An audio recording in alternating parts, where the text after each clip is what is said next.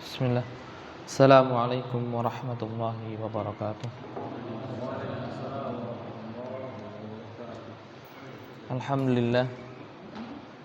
Hamdan katsiran tayyiban mubarakan fi kama yuhibbu rabbuna wa yarda. Asyhadu an la ilaha illallah wahdahu la syarika lah wa asyhadu anna Muhammadan abduhu wa rasuluhu sallallahu ala alihi wa sahbihi wa sallam tasliman mazidah.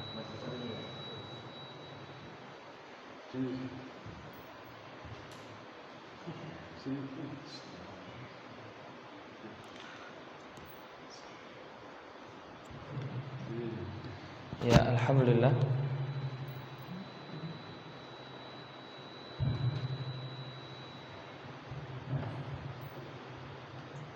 Ya, syukur. Alhamdulillah kita di hari ini bisa melanjutkan pembahasan kita, yaitu tentang tafsirna surat-surat dari juz 30. Kemarin kita terakhir sampai surat Al-Ikhlas. Surat Al-Ikhlas. Dan surat Al-Ikhlas adalah surat Makkiyah, sebagaimana yang kemarin kita sudah jelaskan.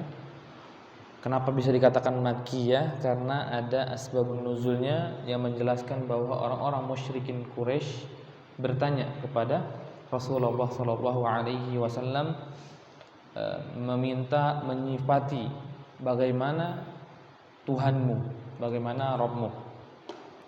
Maka turunlah ayat ini untuk menyifati bagaimana Allah Subhanahu wa taala yang Maha Agung, menjelaskan dari keesahannya, menjelaskan dari ketergantungan makhluknya kepada Allah Subhanahu wa taala, menjelaskan bagaimana Allah Subhanahu wa taala tidak mati dan tidak memberikan warisan. Allah Subhanahu wa taala tidak beranak dan tidak diperanakan, dan juga tidak ada yang standing dengan Allah Subhanahu wa taala. Tidak ada yang standing dengan Allah Subhanahu wa taala, siapapun itu. Maka kita lanjut di surat Al-Lahab. Surat Al-Lahab ini surat Makkiyah yang kemarin juga telah kita jelaskan asbabun nuzulnya. Dua surat ini, surat Al-Ikhlas dan surat Al-Lahab ataupun Al-Masad, itu memiliki asbabun nuzul. Kemarin kita sudah jelaskan asbabun nuzul dari surat Al-Lahab, atau di sini dinamakan oleh As-Sa'di rahimahullah surat Tabbat. Kemarin kita sudah katakan sebagian surat itu memiliki nama yang banyak, tidak satu. Seperti ini berarti ada 3 nama untuk surat Al-Lahab: Al-Lahab, Al-Masad, At-Tabbat. Nah, surat ini Al-Lahab, sebagaimana dikisahkan bahwa Abu Lahab berkaitan dengan paman Nabi SAW yang sangat mengganggu dakwanya Rasulullah SAW.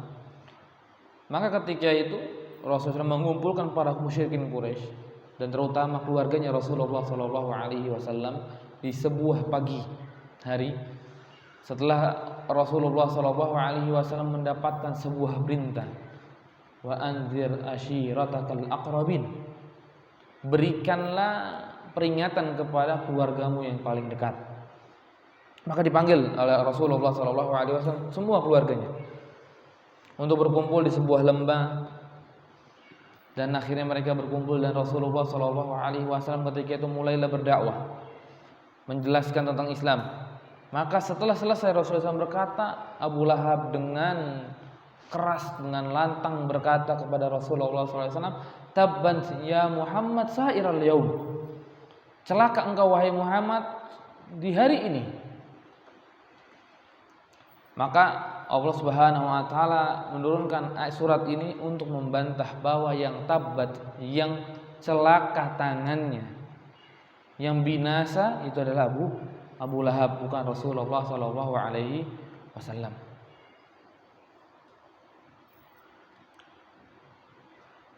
Abu Lahab, sebelum kita kisah masuk ke ayat, Abu Lahab ada seorang musyrikin Quraisy yang sangat besar gangguan kepada Rasulullah SAW.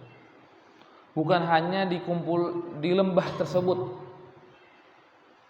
tapi Abu Lahab adalah seorang yang senantiasa, jikalau Rasulullah SAW sedang berdakwah di sebuah rumah atau berdakwah di sebuah kemah ketika di haji, di musim haji, masuk ke kemah orang-orang Arab, kemudian pindah lagi ke kemah yang lain, masuk lagi ke kemah lain, maka setelah Rasulullah SAW keluar dari kemah, Abu Lahab datang. Abu Lahab datang dan berkata, saya pamannya, bahwa dia itu dusta, dia begini dan dia begitu. Menutup dakwah Rasulullah SAW setelah Rasul dakwah. Ketika Rasul sudah mengkabarkan kepada orang Arab ketika itu, yang orang selain musyrikin orang Quraisy, maka datang Abu Lahab setelahnya.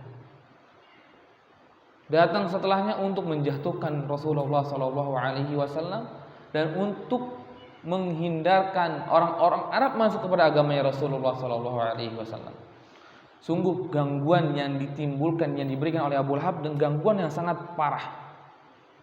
Maka sangat wajar kalau Allah Subhanahu wa taala menurunkan satu surat khusus untuk membahas Abu Lahab. Karena gangguannya begitu besar. Dan bahkan ketika terjadi pemboikotan Rasulullah SAW dengan sukunya Bani Hashim dan dengan sukunya Bani Muthalib diboikot, maka Abu Lahab sendiri tidak terkena boikot. Sedangkan dari suku Bani Hashim dan juga Bani Muthalib ikutan. Semuanya yang mau yang muslim dan mau yang kafir, semuanya ikut terboikot. Semuanya terikut tidak boleh dinikahi dan tidak boleh menikah. Tidak boleh berdagang dan tidak boleh hidup di tengah-tengah musyrikin Quraisy. Diboikot. Maka mereka berkumpul di sebuah tempat. Tapi Abu Lahab sendiri tidak diboikot oleh orang musyrikin Quraisy, dan dia meminta kepada Abu Jahal untuk tidak diboikot. Dengan berkata, saya itu kan enggak ikut dengan Muhammad. Saya tidak ikut dengan Muhammad, bahkan saya itu seorang yang menolak Muhammad sallallahu alaihi wasallam. Maka tidaklah terboikot Abu Lahab. Sedangkan saudaranya yang lain, mau pamannya atau mau saudaranya, kakaknya ataupun adiknya, semuanya ikut terboikot. Karena Abu Lahab termasuk Bani Hashim. Tapi karena dia sungguh keji, dia tidak terboikot selama 3 tahun bersama sukunya, bersama Rasulullah SAW. Ini Abu Lahab sangat keji dan sangat jelek. Maka di sini Allah Subhanahu wa taala menurunkan 5 ayat tentang menjelaskan Abu Lahab dan juga istrinya. Karena dua-duanya pengganggu. Dua-duanya pengganggu. Biasanya kita akan nemukan, mungkin si lakinya aja, ceweknya enggak. Mungkin yang ceweknya aja dan si istrinya aja, yang lakinya enggak. Kita lihat Fir'aun yang jahat, istrinya enggak. Salah satu istrinya tidak.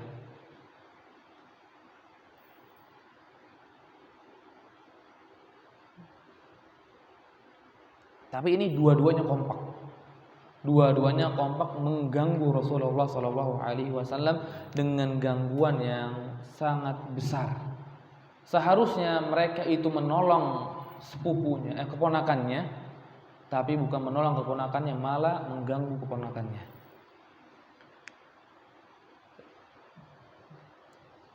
Kita lihat berbeda dengan Abu Thalib.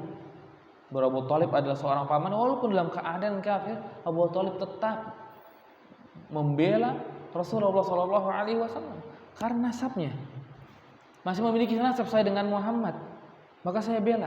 Berbeda dengan Abu Lahab. Nah, di sini Allah Subhanahu wa taala berfirman, Bismillahirrahmanirrahim. Sebelum bismillah, apa nih Pak Agil? Bismillah masuk ke surat Tabat atau tidak?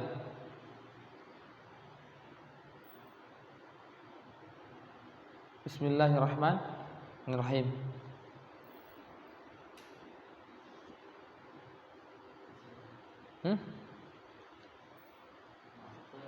Surat Tabbat atau enggak? Enggak. Karena dia cuma menjadi ayat mustaqillah, ayat yang berdiri sendiri, tidak masuk kepada surat-surat setelahnya. Nah, Tabbat sebelumnya kita pengen dengar dari Pak Bantai. Ya, Pak Bantai silakan dibaca Pak Bantai.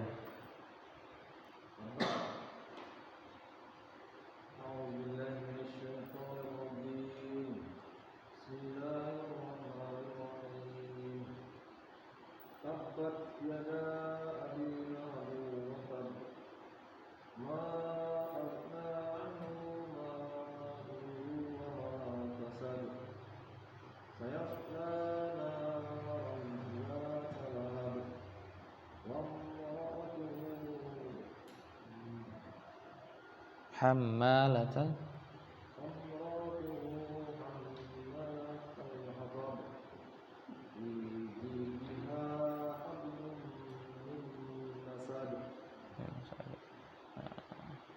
yang belum baca artinya Paris ya. Belum baca artinya Paris ya. Silakan baca artinya. Iya artinya.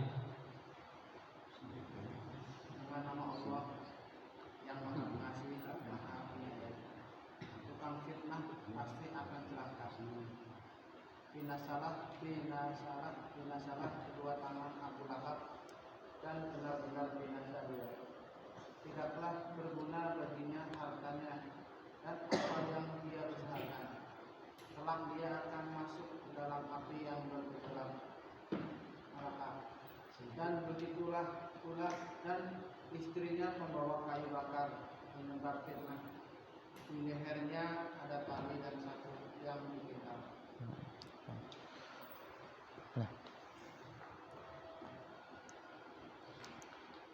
Tiga ayat menjelaskan tentang Abu Lahab, dua ayatnya menjelaskan tentang istrinya. Karena dua-duanya adalah pengganggu Rasulullah SAW. Nah, di sini sebelum kita masuk ke Tabbat Siyada, di sini ada lafaz Abi Lahab.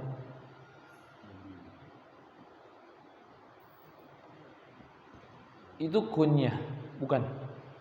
Kunyah bukan? Abi Lahab. Kunyah bukan? Ya, kunyah. Itu karena ada kasrohnya aja. Ada yadai abi. Jadi mudhafun ilaih. Maka jadi abi aslinya Abu. Abu Lahab. Kunyah. Nah, sedangkan kunyah di dalam bahasa Arab itu sebuah ucapan penghormatan.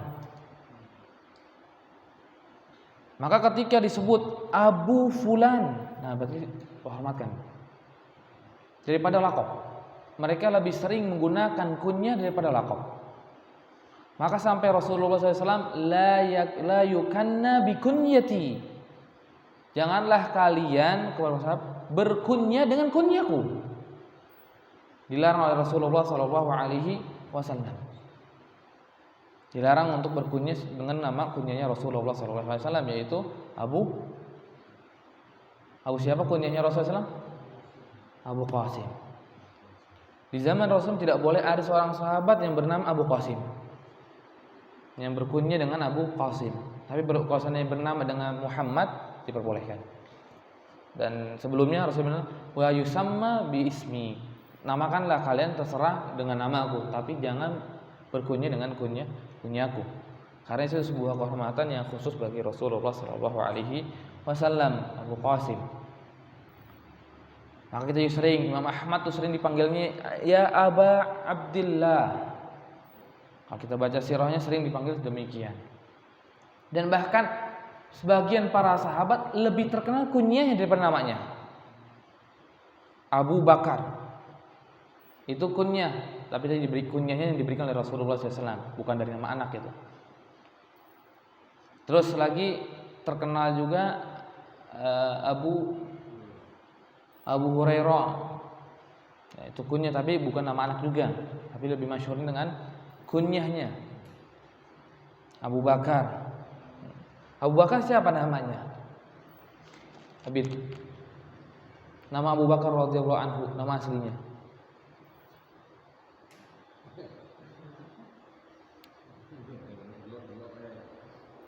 Ini sering nih, ini kita anak-anak kita harus tahu siapa nama Abu Bakar. Abu Bakar adalah sebuah figur sahabat yang paling tinggi, paling atas. Ibnu tahu Ibnu?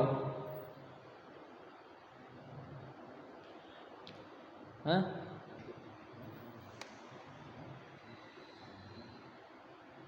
Tahu Ibnu? Nggak tahu. Mungkin Pak Joko tahu ini. Pak Joko?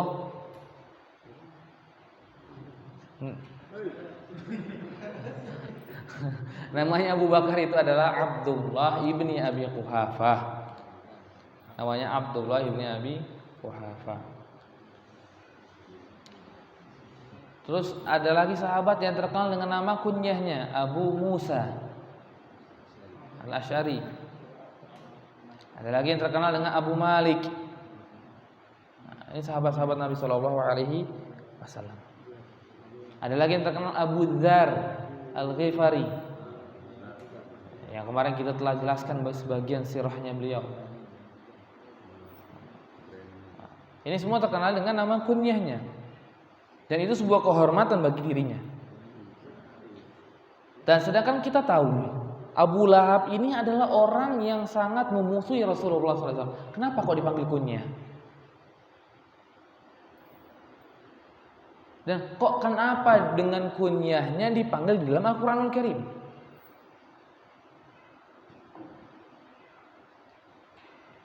Apakah ini penghormatan bagi dia? Ataupun bukan? Tadi kita sudah tahu bahwa kunyah itu ada sebuah penghormatan bagi seorang. Kita dipanggil dengan kunyah. Misalkan di sini Abu Ibnu. Terus Abu siapa nama laki? Abu Yanto. Abu Ayyub. Abu Yanto.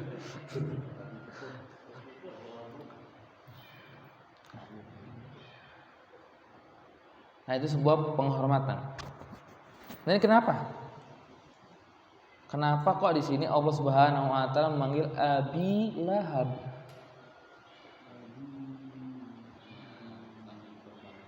Apa?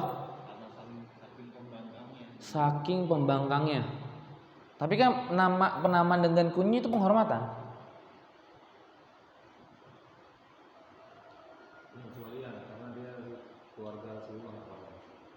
Pengecualian karena beliau keluarga Rasulullah dari nasab.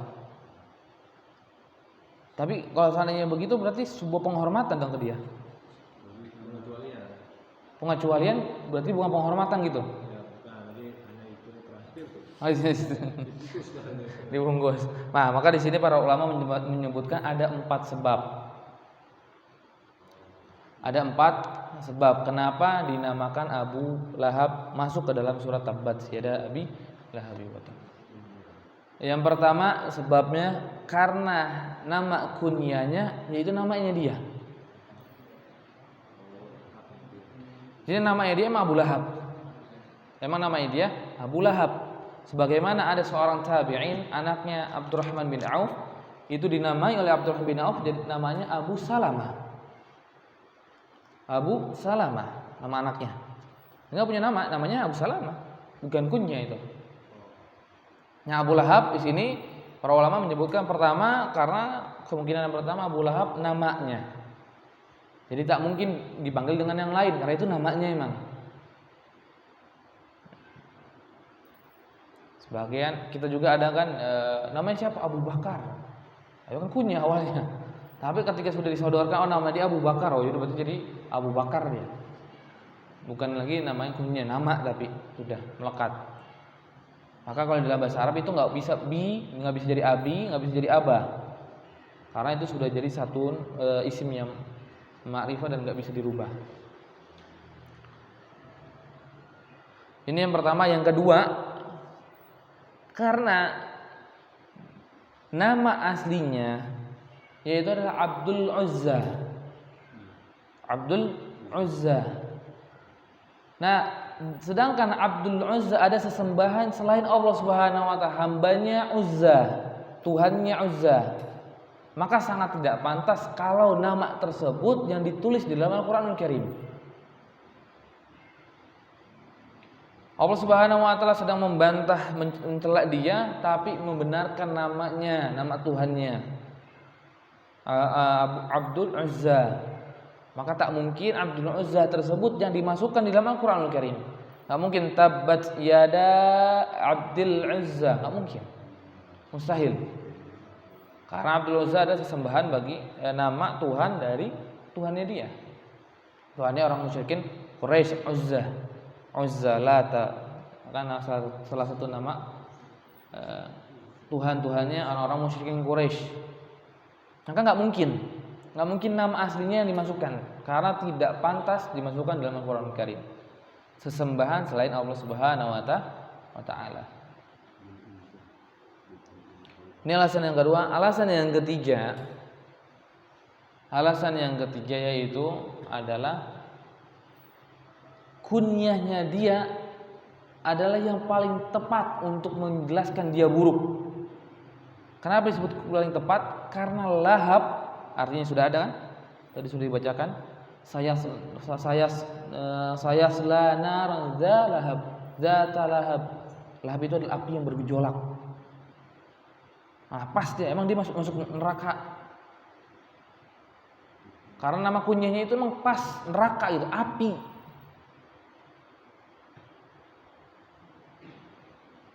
Jadi nyambung nih antara nama kunyahnya dia dengan pembahasan bahwa dia itu nanti akan masuk neraka sama-sama api.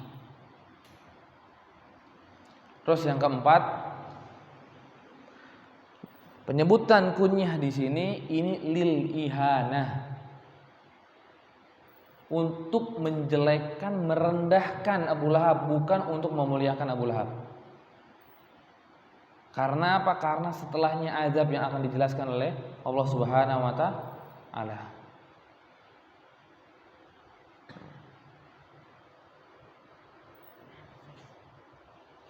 Ya.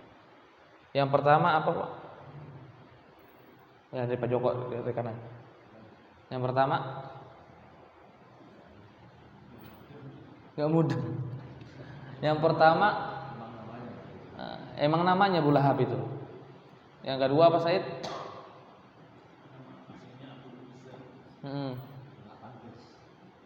Terus tak pantas kalau dimasukkan dalam Al-Qur'an Al-Karim. Terus yang ketiga Pak Andre?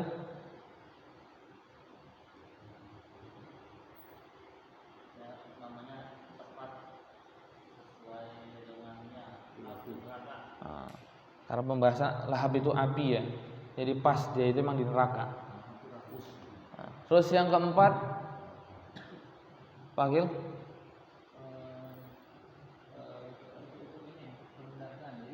Oh ya, untuk perendahan dia, bukan untuk mengharamatkan dia. Karena disebutkan setelahnya tentang azabnya dia. Jadi bukan untuk pemuliaannya Abu Lahab. Nah di sini tabbat yada abi lahabi wa tab. Celaka kedua tangannya Abu Lahab dengan sangat celaka. Watab dan walam nyarbah, enggak ada untungnya. Maksudnya apa enggak ada untungnya? Enggak ada untungnya yang dilakukan oleh Abu Lahab selama ini. Enggak ada untungnya yang dilakukan oleh Abu Lahab masuk ke kemah setelah Rasulullah SAW masuk. Enggak ada untungnya Abu Lahab memberikan gangguan yang begitu besar kepada Rasulullah SAW. Enggak ada untungnya, malah rugi bagi dia. Malah rugi, dia akan dicoret dari daftar nama keluarga. Malah dia rugi, akan dicoret di daftar nama keluarga. Maka dia mendapatkan watab, enggak beruntung, enggak dapat apa-apa. Ma aghna anhu maluhu wa ma kasab. Dan juga Allah Subhanahu wa taala sangat nggak butuh dengan harta dan juga upaya yang dilakukan. Nggak akan menimbulkan sesuatu uang yang dia keluarkan untuk mengganggu Rasulullah Shallallahu Alaihi Wasallam, tenaga yang dia keluarkan untuk menutup dakwanya Rasulullah Shallallahu Alaihi Wasallam, semuanya nggak berguna. Semuanya akan sia-sia. Malah dia akan mendapatkan azab yang besar. Yang seharusnya dia dari keturunannya Rasul, membela Rasul, menolong Rasul, ini malah mengazab, malah mengganggu. Malah dia akan mendapatkan dosa lebih besar daripada orang lain selain dari keluarganya Rasulullah SAW.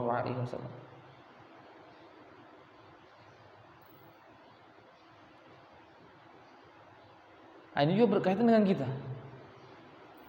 Maka nggak akan ada untungnya kalau kita gunakan harta kita, usaha kita untuk menjatuhkan Islam, untuk merugikan Islam. Tidak akan ada untungnya.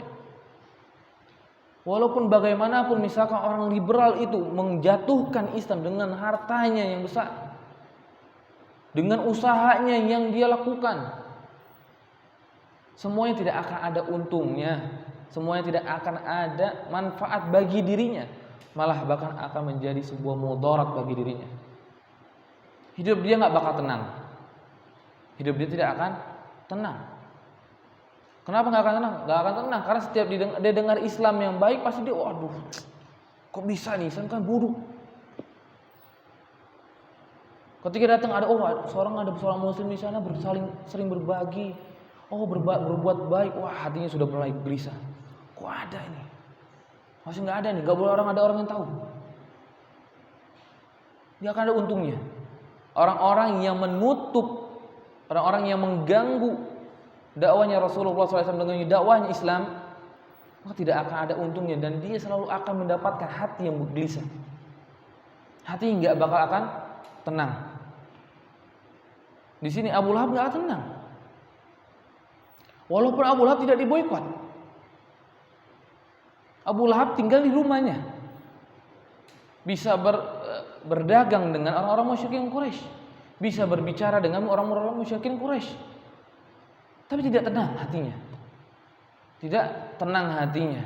Bahkan ketika Rasulullah SAW sedang mencari orang-orang Arab, siapa yang ingin mengemban dakwanya Rasulullah SAW, ketika di tahun 10 setelah bi'tsah, 10 setelah diangkat menjadi seorang nabi, Rasul itu keliling setiap kemahnya orang Arab. Kemah yang pertama, kemah yang kedua, walaupun Abu Lahab datang setelah itu. Maka nggak untung Abu Lahab datang. Malah Rasulullah SAW mendapatkan seorang suku, sebuah kaum yang begitu besar pembelaannya kepada Rasulullah SAW. Mendapatkan sebuah kaum, yaitu adalah kaum Ansar yang ada di negeri Yathrib, ada di negeri Madinah. Semakin dia besar, maka semakin Allah Subhanahu wa taala bukakan Islam. Semakin besar gangguannya, maka subhanallah Allah akan mudahkan urusan kaum muslimin. Apalagi nanti ayat selanjutnya nih, surat yang selanjutnya, Masya Allah, ini menjelaskan tentang kemuliaan kita, kemenangan, pertolongan dari Allah Subhanahu wa taala. Namanya juga surat An-Nasr.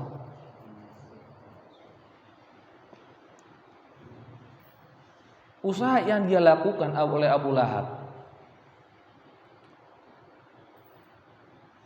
yaitu membuahkan hasil. Sangat membuahkan hasil yang dilakukan oleh Abu Lahab. Hasilnya apa? Sayasla naran dzata lahab. Dia akan dilempar, dimasukkan ke dalam neraka jahanam. Satuhitu bihin nar min kulli janib. Ini sebuah azab yang sangat besar. Allah Subhanahu wa taala akan meliputi dia dengan apa? Dengan api neraka. Jadi usahanya Abu Lahab berhasil dapat api neraka. dikelilingi langsung api. Dia selalu dikelilingi oleh api. Kemanapun dia di neraka akan ada api yang akan dekatnya. Ini hasil yang mereka dapatkan bagi orang-orang yang menolak, mengganggu, memusuhi dakwahnya Islam.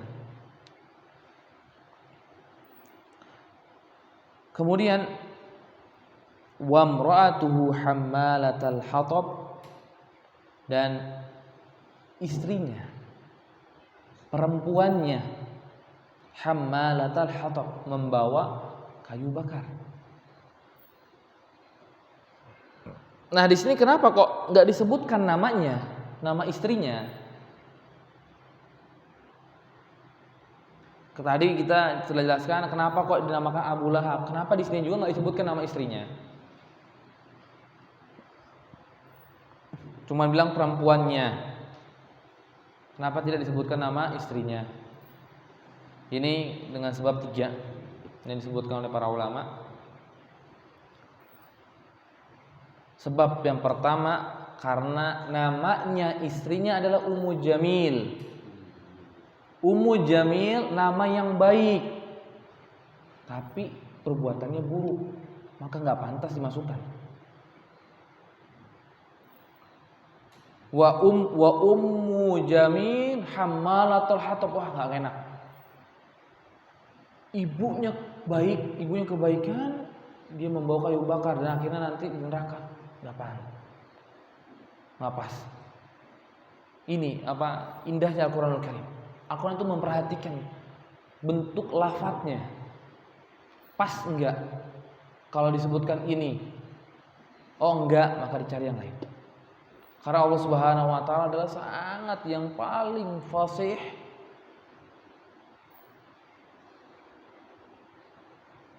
dalam masalah bahasa Arabnya. Maka sampai orang-orang masuk Islam dan musyrikin Quraisy sendiri semuanya mengakui bahwa Al-Quran itu bukan kalamnya Muhammad. Dia tahu nggak mungkin seorang manusia bisa mengucapkan dengan surat-surat seperti itu. Abu Jahal berdengkotnya pun berkata demikian. Al-Walid ibni Mughirah berkata demikian.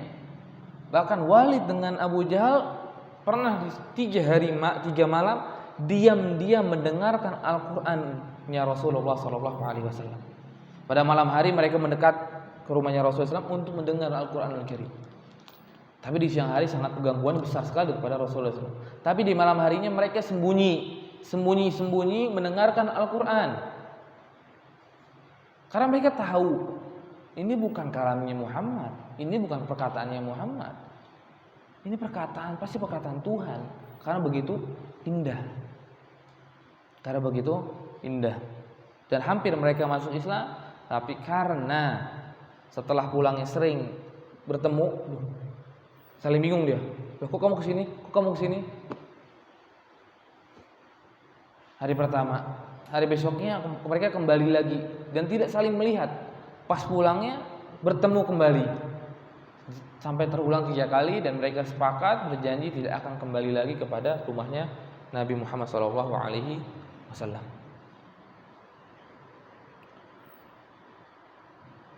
Itu yang pertama. Yang kedua yaitu di dalam urf Arab yang dibenarkan oleh Al-Qur'anul Karim, yaitu adalah mensembunyikan nama istri. Dijaga. Namanya saja dijaga, apalagi tubuhnya. Tidak diucapkan kecuali emang ada hajah, ada kebutuhan.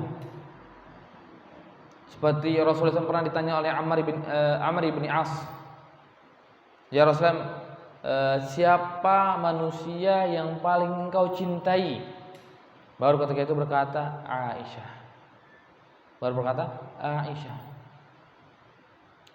Tapi ketika yang lainnya enggak.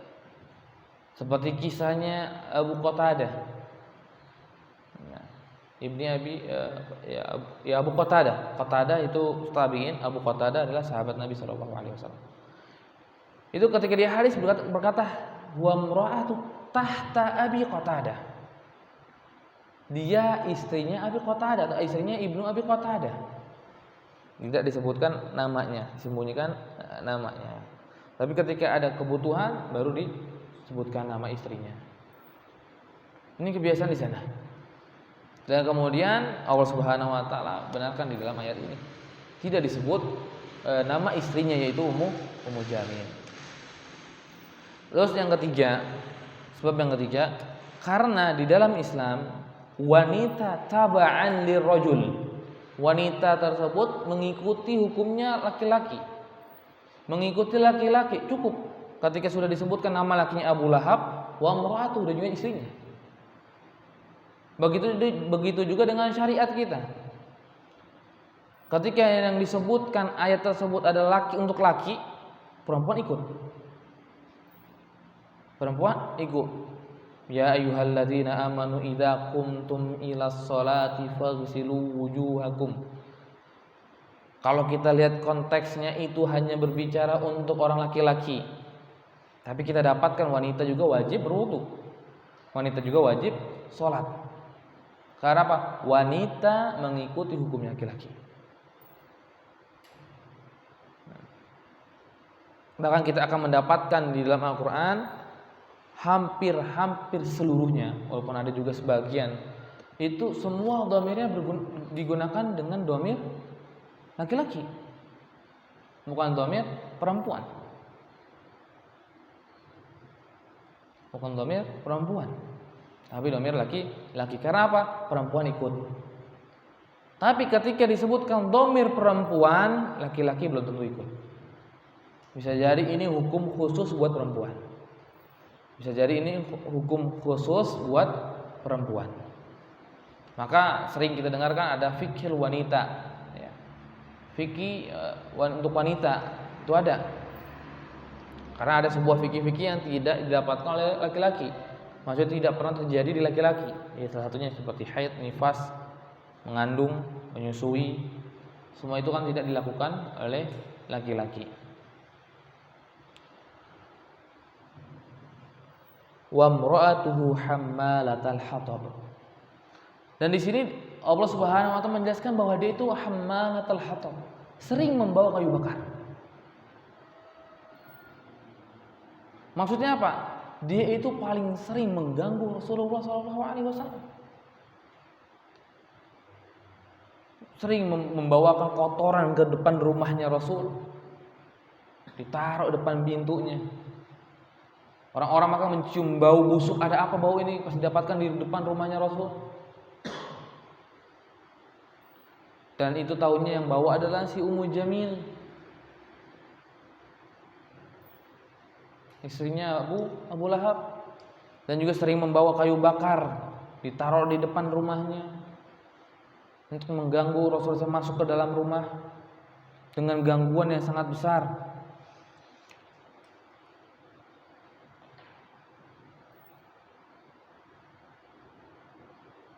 Pada sini disebutkan tata'awan hiya wa zawjuha 'alal ismi wal 'udwan. Dia Ummu Jamil dengan Abu Lahab saling bertolong menolong di dalam mengganggu Rasulullah sallallahu alaihi wasallam. Saling tolong menolong mengganggu Rasulullah sallallahu alaihi wasallam.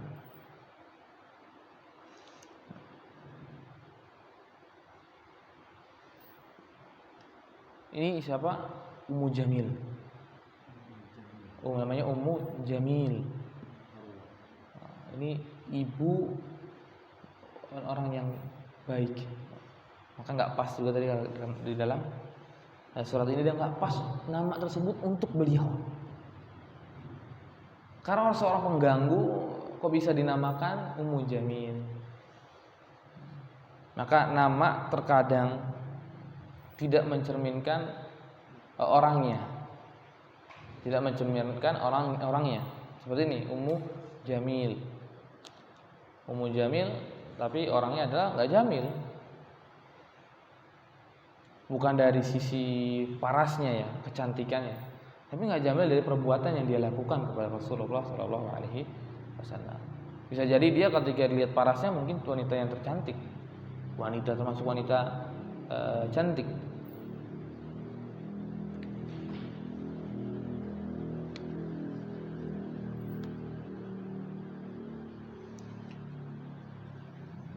Dan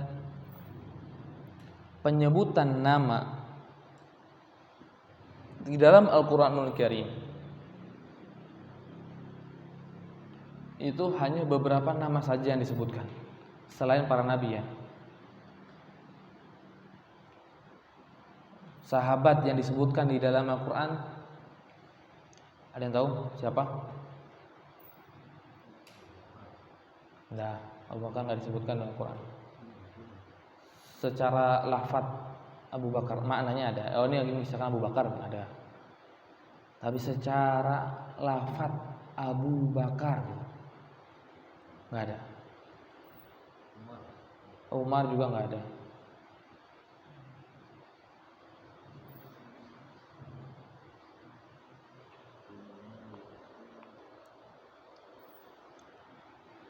Itu anak angkatnya Rasulullah Shallallahu Alaihi Wasallam yang ada. Siapa anak angkatnya? Hah? Nama anak angkatnya Rasulullah itu adalah Zaid bin Harisa. Zaid. Hanya Zaid yang ada di dalam Al-Qur'an Al-Karim secara konteks nama. Maka ketika itu sangat bangga Zainab. Zainab karena istrinya Zaid bin Haritha. Sangat bangga dia, kenapa? Karena dikisahkan di dalam Al-Qur'an tersebut ketika falamma qada Zaid, ketika Zaid telah memutuskan untuk bercerai dengan Zainab, fazawwajna, maka kami nikahkan. Allah Subhanahu wa taala menikahkan langsung. Maka Zainab dengan bangganya berkata, kalian dinikahkan oleh bapak-bapak kalian, sedangkan aku dinikahkan dari Allah Subhanahu wa taala yang ada di atas. Bangga sekali Zainab, ini sebuah kebanggaan. Kalian dinikahkan oleh makhluk, kalau saya enggak. Kalau saya beda. Maka bangga sekali Zainab ketika itu. Dan orang yang terburuk yang diucapkan Abu Lahab. Abu Lahab. Dan juga istrinya yang itu Ummu Jamiyah. Ada sahabat lain yang disebutkan tapi tidak namanya. Cuman berkata yang tidak ikut perang, 3 orang yang tidak ikut perang. Seperti itu. Tidak disebutkan Ka'ab bin Anas. Enggak disebutkan Ka'abnya, namanya Ka'ab. Tapi cuma disebutkan 3 orang yang telah kabur atau tidak ikut perperangan. Hanya Zaid yang disebutkan di dalam Al-Quran untuk penyebutan namanya.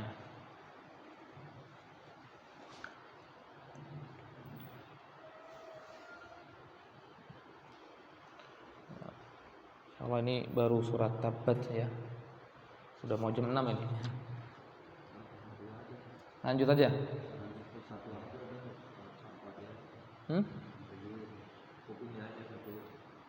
Kopinya aja. Cukup 1 aja. Enggak banyak lupa, masya Allah. Nah, ini yang sangat besar gangguannya kepada Rasulullah SAW dari keluarga maka masuk. Tapi gangguan yang besar dari yang lainnya itu banyak. Rasulullah SAW diganggu di dalam dakwah itu sangat banyak pengganggunya. Dan pentolan yang paling pertama yaitu Abu Jahal. Yang sedikit unik dari Abu Jahal, mungkin kita sedikit kisah dulu sedikit di Abu Jahal. Setelah itu baru kita buka tanya jawab. Unik dari Abu Jahal ini sebelumnya dijuluki Abu Hakam. Dijuluki oleh musyrikin Quraisy ketika itu Abu Hakam. Apa Abu Hakam? Bapaknya bijaksana. Jadi bukan cuma hanya di zaman sekarang ya, bapaknya matematika gitu. Nah, dulu juga ada bapaknya bijaksana. Bapaknya bijaksana itu Abu Jahal. Amr bin Hisham. Setelah datang Islam, setelah datang syariat kepada Nabi Muhammad SAW, maka berubah julukannya. Yang tadinya Abu Hakam menjadi Abu Jahal. Kenapa? Bukan karena dia bodoh, karena dia menolak dakwanya Rasulullah SAW dengan penolakan yang sangat terang-terangan, sedangkan dia tahu bahwa Nabi Muhammad SAW adalah seorang nabi. Maka ketika anak pamannya, ponakannya datang kepada Abu Jahal dan berkata, "Wahai ya ammi, kenapa engkau menolak Rasulullah SAW? Bukankah dia nabi yang diutus oleh Allah Subhanahu wa taala?" Maka Abu Jahal berkata, "Iya, dia nabi." "Kenapa aku tolak?" Karena sebuah sebab yang sangat besar menurutnya, tapi sebetulnya tidak besar di menurut Islam, karena sebab suku.